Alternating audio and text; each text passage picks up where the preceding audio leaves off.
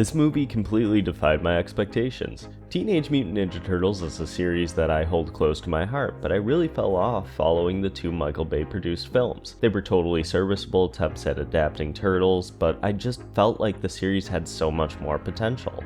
When it was announced that the next film would be a return to animation with Seth Rogen writing and producing, the idea intrigued me, but it wasn't until the trailer released that I became hyped for the movie, and after watching it, I have to say, this film delivered. Mutant Mayhem is not only the best Ninja Turtles film to date, but maybe the best interpretation of the Turtles since the 2003 series. The animation is absolutely beautiful. I feel like it'll get a ton of comparisons to the Spider-Verse movies, which yes, this is also a movie that emulates the style of a comic book, but it does so in a very different way. One of the major points I could see a lot of fans disliking about this movie is how much it changes from the source material, but I personally think it doesn't matter too much. Each incarnation of TMNT is different, and what matters most is how successful those characters are when it comes to telling the story, which this movie does really well. Rogen discussed how he wanted to emphasize the teenage aspect of the series, and that's really reflected here and done really well. Each of the turtles are really well developed characters without being their individual character traits and nothing else. I specifically like how they handled Leonardo, who in some adaptations comes across as the dull leader archetype, and Splinter, who is typically the unbeatable wise teacher. Here the casting influences the character because he is literally Jackie Chan.